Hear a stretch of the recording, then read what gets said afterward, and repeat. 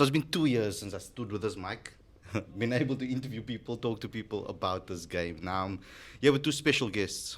We've got Zaid Adams and we've got Anand. We're going to be chatting about this game because I think we're going to be talking from two different views of it. Obviously, South African point of view and an India point of view. Historic win for South Africa if you're looking at it from a perspective that they saved their unbeaten record. But I want to get your views on this particular match first. So, were you confident ahead of the series? I mean, I had a chat with quite a few Indian fans, and they were very positive and very confident that they would win the series quite handsomely, especially after that victory in the first test. I think coming into the series, there was definitely the feeling in India. There was this vibe that this was India's best chance to win in South Africa. This was an experienced Indian bowling attack, one that's won games in England, in Australia, and this was a relatively inexperienced South African batting side. So there was definitely the hope and the belief that this was the best chance. I think after the first Test match, that we just got confirmed even more.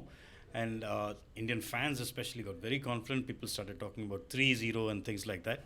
But you expect South Africa to fight. South African teams of the past, if nothing, have been very, very gritty. Now, you know, this team is a team in transition. It doesn't have players, you know, the big names like the A.B. de Villiers and the Hashim Amlas and the Graeme Smiths and guys like that. But that doesn't mean that they can't fight. If you confuse inexperience for lack of ability, you can get a little complacent, I think, which is perhaps what happened with India's fans, definitely. Not so much the team. The team still did everything they could. They fought pretty hard. They made South Africa earn their victories. The margins are quite large, but this was by no means a one-sided series. Yeah. And for South Africa's point of view, obviously, we are going to be claiming that the real KP stood up. No, I think that definitely, Harley, that was the big talking point in this series was that South Africa had quite a few inexperienced players and crucial positions. And a young guy like Keegan Peterson, he stepped up. He eventually finished as the leading run scorer, as the man of the series. That nobody would have said that possibly at the beginning of the series. A guy like Mark Jansen, after that first day at Centurion, you were thinking he might not play another test again, you know, and he's come back and he's taken so many wickets. So it was those young guys that, you know, that put their hands up alongside the stalwarts, and that's always what was going to be needed for South Africa to be competitive. You needed those old hands like Kagiso Rabada, like Dean Elgar to play a significant part in the series, and that's exactly what they did at the Wonders, particularly Rabada and Elgar, and then again Rabada down here in the first innings at Newlands. And that's when you have a combination of old hands, you know, fighting, you know, for their careers along with exciting youngsters willing to leave it all out there. That's when you get the combination that South Africa finally found. Now, I'm a big fan of Virat Kohli. I have to put it out there before I tell you this. But yesterday there was a lot of drama on day 3, of course, stump mics and all of those type of things. But I want to ask you from your perspective, how do the India fans and yourself, how do you guys look at Virat Kohli when he acts the way he does, when he's passionate like that? Because when I heard him his post-match talk, he was very complimentary of South Africa. Like he spoke about Dean Elgar, he spoke about the fighting spirit. He gave South Africa their props for winning the series. So it's two different types of Virats that you see, one on the middle and one in the interview. So what is your thoughts on him as a whole? I think this is what they call white line fever in sport. Sometimes when a moment gets the better of you and you completely lose control of what your normal kind of behavior would be. I think this happens to every sportsman. Some people control it better, some people just go the other extreme and express it as fully as they feel like. And that's kind of what happened with Virat. It's not the first time, and I'm sure it's not going to be the last. Like he said in the post-match press conference, it was something that happened in the moment, and the team moved on from it. It was, I think it might have made a big difference if this was a regular Test match at Newlands with a full house there at the time, because when you have something like that happening, there's proper needle, the fans get behind their team, it would have, the atmosphere would have been totally different. Sometimes Virat needs to get that feeling of it being him against the rest of the world, or the Indian team against the rest of the world. That seems to bring out the best in him. I think that was pretty much what he was trying to whip up at that moment.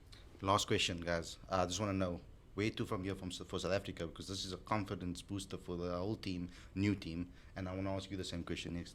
I think in terms of what this will do for that group of players going forward is absolutely massive. It's they now have the belief that they can beat big teams, and India is a big team. They're the world's number one, so they will know that when they walk on the field, they're not that they felt it, but they would have known. They would probably have questioned themselves against the best in the world. But now they know they have that belief that they can take on the rest of the best in the world and beat them. So the next trip doesn't get any easier. They go to the country that actually beat India in the World Test Championship final in New Zealand. So it doesn't get any easier for this group. So definitely going forward, lots of confidence, lots of youngsters coming through, lots of positivity, and for the first time in years, there's a feel-good factor in South African cricket. Completely opposite for India, because there's some question marks maybe over some of the senior players. Where's to next from an Indian perspective? Oh, there's certainly going to be some long conversations between Virat and the selectors, the coach involved, and perhaps some of the senior players as well, because it's no secret that this middle order has not really pulled its weight in the last 2 years. There are plenty of young Indian players waiting in the wings to come through. The decision that will have to be made is not so much whether to drop players, but how to drop them, because you don't want to lose the combined experience of someone like Cheteshwar Pujara and Ajinkya Rahane at the same time. The sensible thing would probably be to leave one of them out and bring a youngster in and see how he goes, because there's no guarantee also that the person who comes in is going to score runs from the word go. So I think there will be a period of transition for India. South Africa look like they've turned a corner. India have arrived at that corner. Thanks a lot, guys. Thanks a lot for tuning in. Thanks to both of you. Follow both of them. I'll put the socials at the bottom of the screen. But also smash the like button. Follow Cricket Fanatics magazine. Subscribe to the monthly magazine. It's 100% free. Every single issue in your inbox, every single month, including the latest issue. So go ahead and subscribe. The link will be in the description. Thanks a lot for watching, guys. We'll see you again tonight for the review show. But we'll always see you for the daily shows as per usual. Take care, everyone.